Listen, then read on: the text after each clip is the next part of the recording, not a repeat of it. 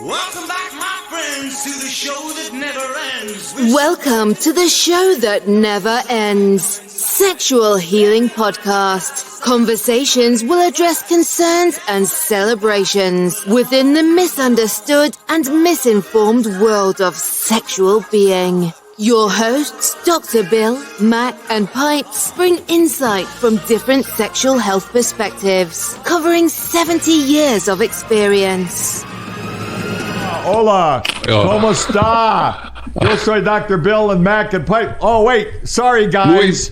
Sorry, my mistake. We're back in the States after a whirlwind world tour of sexualhealingpodcast.org.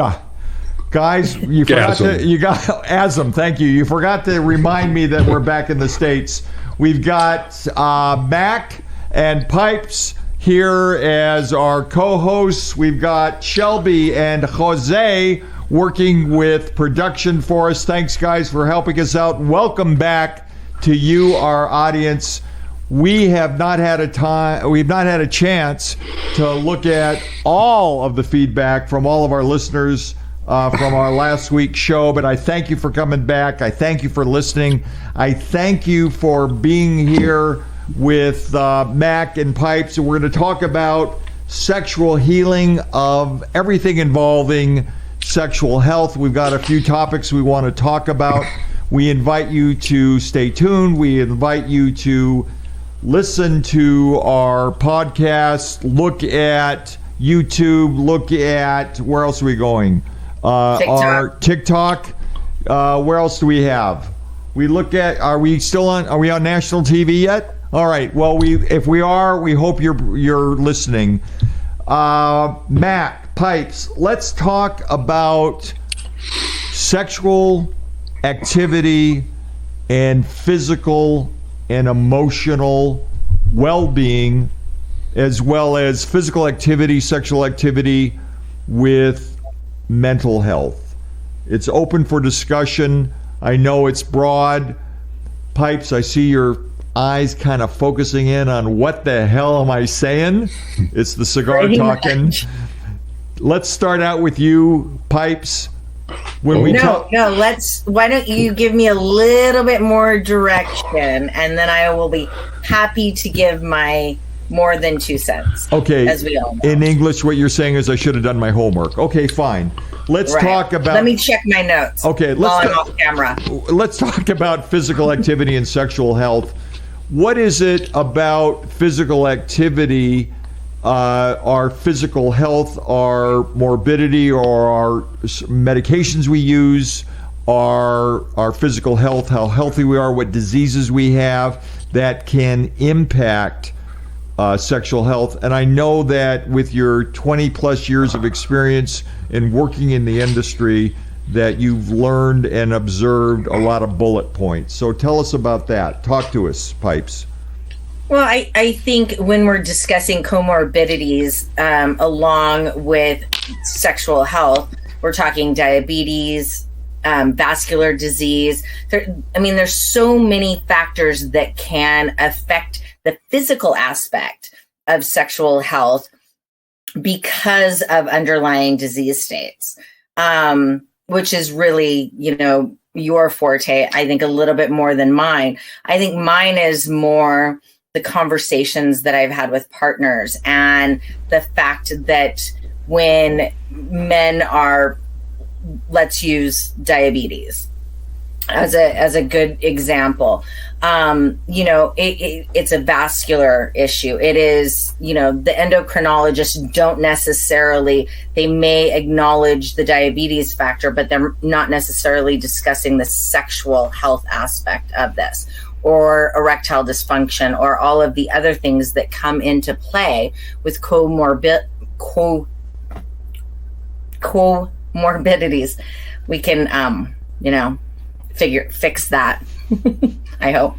Anyway, but yeah, I think that people don't understand that if they are experiencing certain aspects of sexual dysfunction on any level, a lot of times that is really a part of something bigger in their life. It's not necessarily the emotional aspect. It's not necessarily the psychological aspect. A lot of times it's the physical aspect. And people are very unaware of how many things can truly affect their sexual health. All right. So that's right on, despite my shitty introduction of the topic, that Pipes, you're talking about certain medical issues, and you mentioned endocrinologists in particular who are physicians, MDs, who are subspecialists, certainly in management of diabetes or other hormones that can impact health. Mac, give us your addition on this. Well, it's funny. I want to dummy it down a little bit. And we all know how much exercise does for our body, right? We know the endorphins are released. We know the excitement we feel. We feel good at the end of a workout. We're sweaty. Even though we're sweaty and tired, we feel good. We go about our day feeling better about how we address things, whether it's, we have to walk during our day or whatever. But so we understand the importance of exercise for our physical well-being. Mental well-being, probably a little more intricate puzzle we have to solve there, but we know by doing a lot of reading and involvement and just keeping your mind engaged, it's beneficial. And if we can transfer that to sexual health, meaning stop putting these poisons into our bodies. We know smoking and drinking, there's really no good upside to those. So we know it's impacting our body in negative ways, right? And that adds to what Pipes was speaking about, and that is, cardiovascular disease comes from, diabetes is controlled, can be controlled through diet, depends on how advanced your diabetes is. As I mentioned, the cardiovascular, we keep exercising. It's all intertwined. I think that we are learning more and more about the connection between these three fitnesses of our overall body, sexual, mental, and physical, that we just need to be smart about it. And that is, stop with the poisons, get your exercise, do what your physician tells you to do, eat the right foods, find yourself reading, don't stay in front of a television and be sedimentary and, don't be a couch potato, get involved. And that carries over. There are some things, some of us who are unlucky, that we may have a cardiovascular issue that it's just bad luck, but we can manage that through the help of our physicians. And we can still exercise, we still do the things we need to do. And I think we need to look at it as an overall health. All three of those are combined, and we just need to be smart about it if we want to be a strong body, a strong mind, and a strong sexual partner. Matt, go ahead. If I can piggyback on that with what David just said, is I think that how we feel about ourselves physically, like if we feel good, if we're exercising and we're doing all of these right things and we feel good, our mental health is better, and then our sexual health is going to be better, because that's an overall feeling. Like if somebody feels like their body image isn't what they want it to be, then they're not going to want to have any kind of a physical relationship with their partner. And then now we're into the psychological aspect and the physical aspect all together. Well, Pipes. And speaking of body, And speaking of body image, sometimes we have the body that we can't control it. It's just what we've been given. But you can still be positive about your body image. You just got to change the way you're thinking, and that comes through being active in the community. And I don't mean community as go to the community health center. I mean community as your family, community of friends, and just tighten that bond. And it all comes together. It all works hand in hand. Both of you threw out some very interesting concepts. One, the only issue I take with you at this point, Mac, is the concept of smoking and drinking not doing anything of value for you. I can tell you personally that it helps me get through this fucking podcast. That's one. Two, Pipes brings out the importance of mental attitude. It brings out the old statement that the biggest sex organ we have is our brain. And I think that the only people that would take issue of that is people in the porno industry. But that being said, there's a huge psychosocial overlay in sexual activity. We have that in one hand. We have the other hand that we understand that sex, aside from the communication and the emotional aspect of love and emotion, that sex really is a physical activity. It's a sport. And I'm not diminishing the importance of all the other issues, but we have to be physically capable of performing that particular sport. So when people come to urologists, come to people who are the experts in sexual function for both men and women, it's important to understand that it's not your fault. Nor is it your fault that you have necessarily diabetes or heart disease or thyroid problems or cancer. That's the hand you've been dealt. Let's maximize what we can do to improve your physical capabilities to enjoy that sport. And like any sport, you have to practice. Like any sport, you have to undergo some sort of conditioning. So as Mac has pointed out as our sports guy, is that it's important to stay as healthy as you can. It's important to have heart-healthy lifestyles, diet, exercise, belly fat reduction.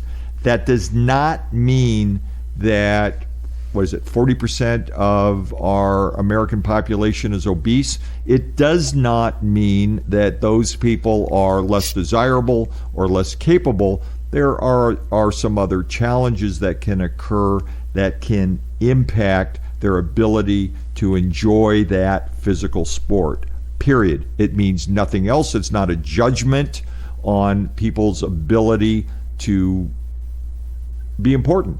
It's not a judgment on that person's ability to be capable, whether it's heart disease, obesity, lack of physical activity. It is what it is. So, and I hate that term, but that's probably the only appropriate use of that term that I know.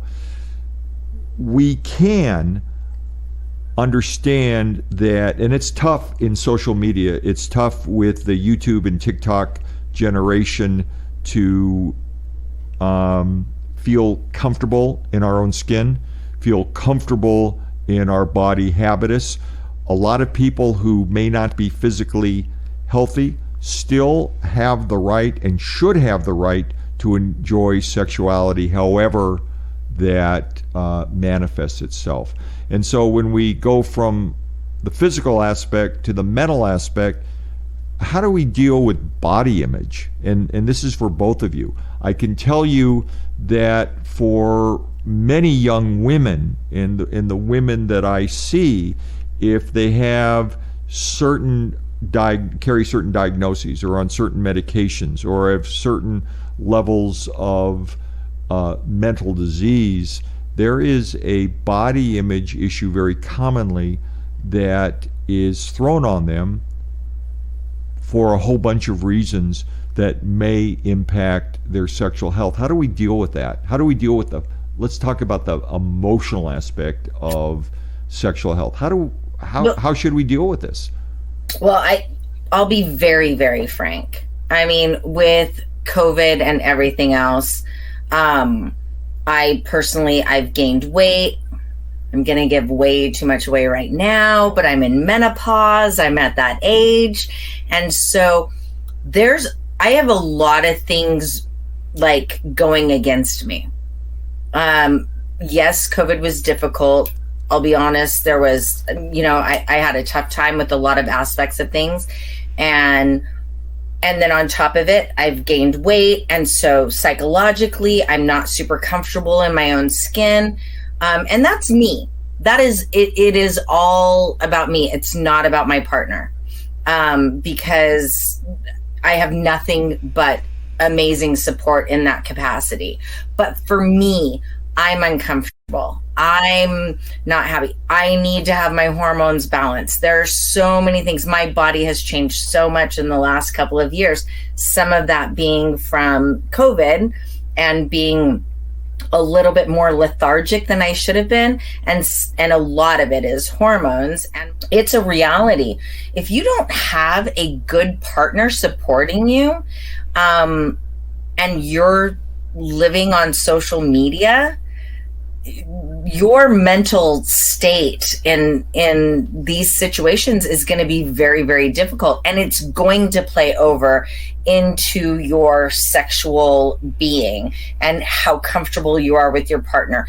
Maybe you have a partner that you've been with for years and years. I mean, I've been married for 27 years, and so I don't worry. He's watched all the changes through all of this. It's not necessarily that. It's how I feel about myself at times.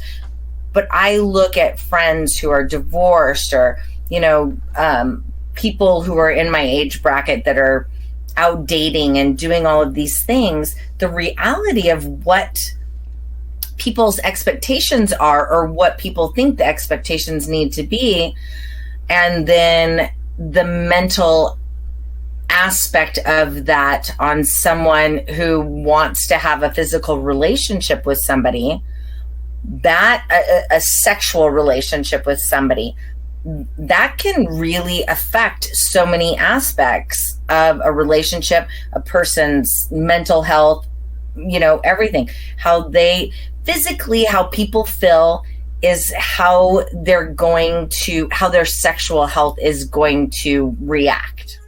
Thank you all. Welcome back, my friends, to the show that never ends. Thank you for joining the show that never ends. We will pause with our part. However, you can reach us at sexualhealingpodcast.org.